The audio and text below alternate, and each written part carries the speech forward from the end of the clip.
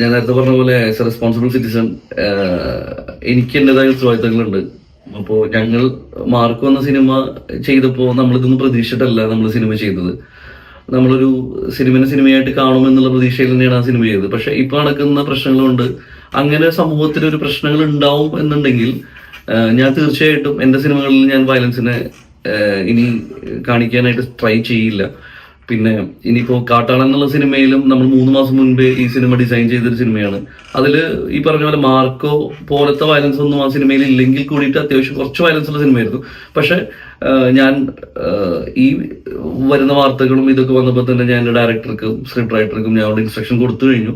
ഇനി നിങ്ങൾ വയലൻസ് കുറച്ചുകൊണ്ടുള്ള രീതിയിൽ എഴുതിയാൽ മതി എന്ന് ഞാൻ വ്യക്തമായി പറഞ്ഞിട്ടുണ്ട്. ഇനി എന്റെ സിനിമകളിൽ ഞാൻ വയലൻസിനെ പ്രൊമോട്ട് ചെയ്യുന്ന രീതിയിൽ ഒരിക്കലും ഇപ്പൊ വന്ന മാർക്കോ സിനിമ വയലൻസിനെ പ്രൊമോട്ട് ചെയ്യാൻ വേണ്ടി ചെയ്തതല്ല. പക്ഷെ വയലൻസ് അങ്ങനെ ഒരു ഇൻസ്പയർ ആവുന്നുണ്ടെങ്കിൽ എന്റെ സിനിമയിൽ നിന്ന് ഞാനത് മാറ്റി നിർത്താൻ തയ്യാറാണ്. കാരണം എനിക്ക് എന്റെ ഉത്തരവാദിത്തം ഉണ്ടെന്ന് വിശ്വസിക്കുന്ന ആളാണ് ഞാൻ. തീർച്ചയായിട്ടും ഇനി വയലൻസ് സിനിമകളിൽ പരമാവധി കുറച്ച് കാണിക്കുക എന്നുള്ളതായിരിക്കും എന്റെ ഉത്തരവാദിത്തം. വയലൻസ് ഇങ്ങനെ കാണിക്കണോ എന്ന് ചോദിക്കുമ്പോൾ നമ്മൾ സിനിമ കാണാനായിട്ട് ഒരു ഓഡിയൻസ് തിയേറ്ററിലേക്ക് പോകുമ്പോൾ അവരുടെ മനസ്സിലുണ്ടാവുന്നത് ഒരു സിനിമാറ്റിക് എക്സ്പീരിയൻസ് എൻജോയ് ചെയ്യുക എന്നുള്ളതാണ്. വയലൻസ് എൻജോയ് ചെയ്യുക എന്നുള്ളതല്ല, സിനിമാറ്റിക് എക്സ്പീരിയൻസ് എൻജോയ്.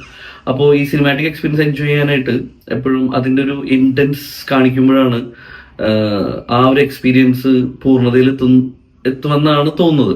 അപ്പോൾ ആ ഒരു വിശ്വാസത്തിലായിരിക്കും ഓരോ ക്രിയേറ്റീവ് ഡയറക്ടേഴ്സ് ആയാലും ക്രിയേറ്റീവ് മൈൻഡുള്ള എല്ലാവരും ചിന്തിക്കുന്നത് അതിൻ്റെ ഒരു മാക്സിമം കൊടുക്കുക എന്നുള്ളതാണ്. അപ്പോൾ ആ ഒരു വിശ്വാസത്തിലായിരിക്കും കൊടുത്തിട്ടുണ്ടാവുക.